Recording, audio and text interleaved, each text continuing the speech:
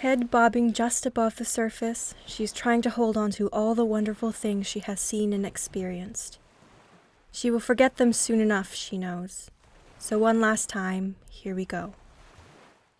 There was the azure lake near which she spent her childhood, high in the mountains. Old people found it too cold, but it was perfect for children who would cringe their way into, and then, slowly going numb, manage to splash and dive around like seals. That is when she first knew. How else could she love such cold water so much? She could tolerate it when no one else could, long past when the other children had fled again to the rocky shore and stood, teeth chattering, pulling their towels tight around their shoulders. She would still dive down under the water to the lake's bottom, turn lazy somersaults in the murky depths.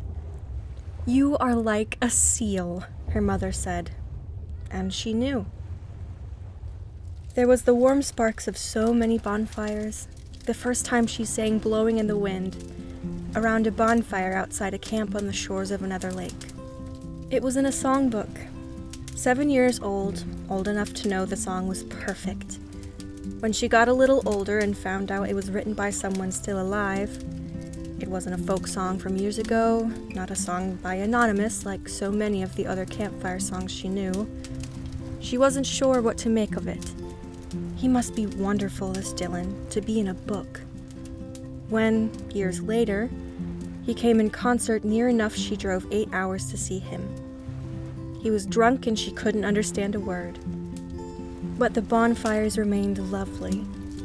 She'd miss those when she went. Then there was Casper. When she met him, he lived in a tent in the woods. He was young. They were both young. When you're young, living in a tent in the woods doesn't mean you are homeless, although you are.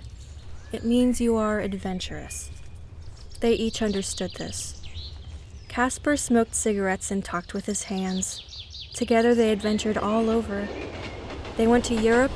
They got lost for a minute in Ireland, on a hike over rocks near the dangerous cold sea. She stood on the shore and watched the waves crashing. They called to her. He stopped her just before she plunged in. "What are you doing?" he cried, grabbing her elbow, her clothes in a pile on a rock behind them. "Returning to the sea," she said. He looked at her sadly. "You can't go in there," he shouted over the roar of the ocean, pointing at the massive waves throwing themselves upon the shore. "No matter how much you love swimming, it is freezing and treacherous. You'll die." But she knew she would not. That was when she wondered if it was he who had taken her sealskin. Somehow, when she was a young girl, had their paths crossed without her remembering? Did he have it somewhere? He shook his head. "I don't know what you're saying." And he looked so sad and helpless that she agreed to go to a doctor. The doctor thought she was depressed and gave her medicine. She didn't take it. Of course she was depressed, torn between a blonde boy and her home in the ocean, where her people were. They talk about dislocation, but no one talked about what it might be like to be her, dislocated like that, torn between her human lover and homeland. She learned to be silent, on rocky shorelines looking longingly out over the sea. Casper thought they should move inland. He rented an apartment far away from the ocean. It was the first time he had lived indoors for years. He folded up his tent. She wondered if her sealskin was woven in the tent fabric. In the middle of one night, she pulled it from the attic. The tent was quite big, bigger than her skin, but the kitchen scissors worked to cut a body-sized piece from the fabric. She sewed it together. She folded the tent piece, her sealskin, into a small square and stuffed it into her backpack.